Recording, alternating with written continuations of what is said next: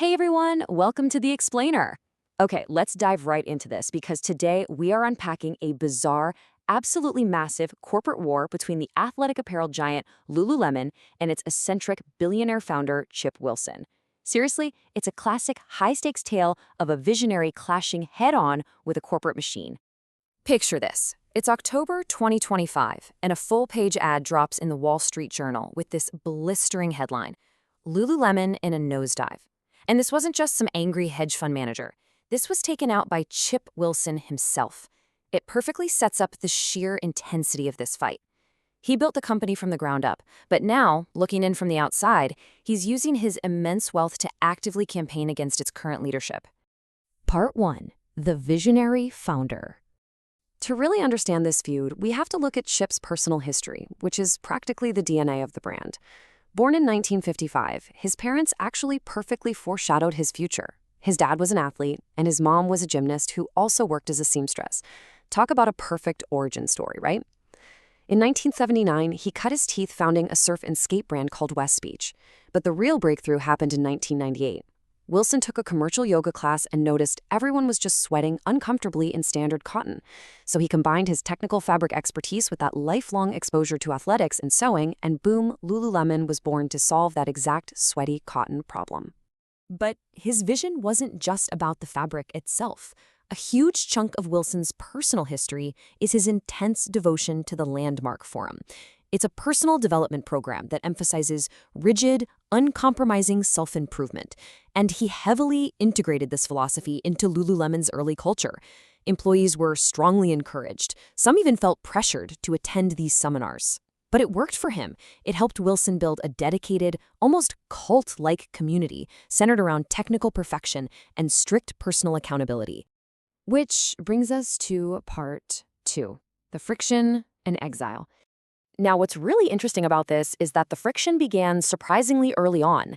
Back in a 2004 interview, when asked about where the name Lululemon came from, Wilson stated he specifically chose a name with 3 L's because the sound doesn't exist in Japanese phonetics. He actually added, "It's funny to watch them try and say it." This really highlighted a pattern of highly controversial personal remarks that would become a recurring theme throughout his career. But the real critical turning point in his history? That definitely hit in 2013 with the infamous sheer pants scandal. Lululemon had to execute a massive product recall of its signature black Luon yoga pants because they were entirely too transparent.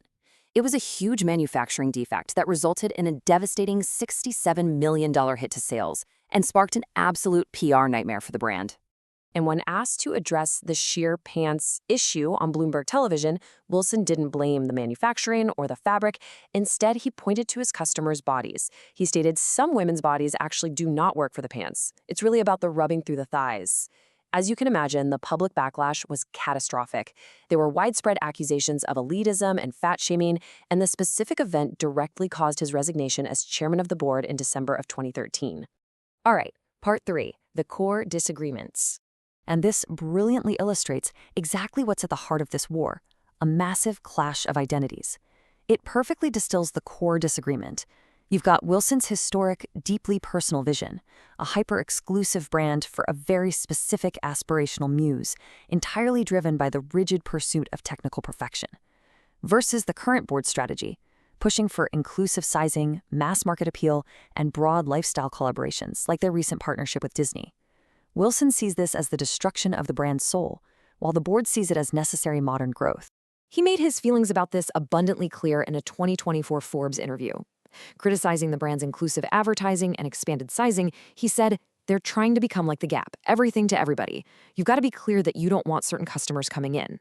He further stated that using plus-size models looked unhealthy and not inspirational.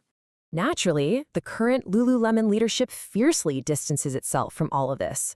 They've explicitly stated that Chip Wilson does not speak for Lululemon, essentially treating his renegade personal history as a massive liability to their modern, much more diverse consumer base.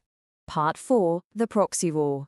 By 2026, this whole ideological clash had escalated into an actual strategic proxy contest. Step 1, Wilson created a website called Creativity First Lulu to publicly rally shareholders against the board.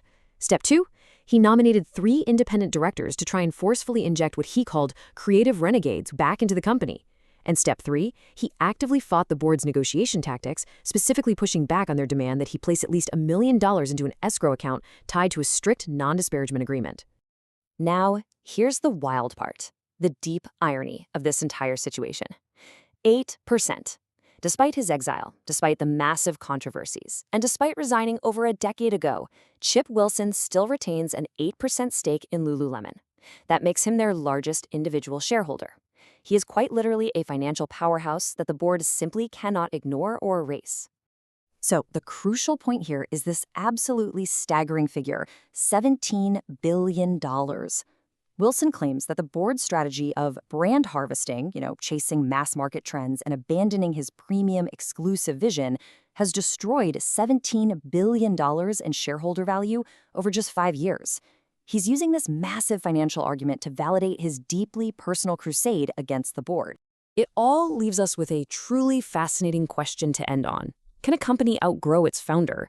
Is the exact uncompromising, exclusive, and renegade personal history required to invent a category-defining brand exactly what disqualifies that same founder from running it once it becomes a global institution? Thank you so much for joining me on this explainer. I hope this gave you some incredible insight into the history behind the headlines, and I'll leave you to ponder that final question.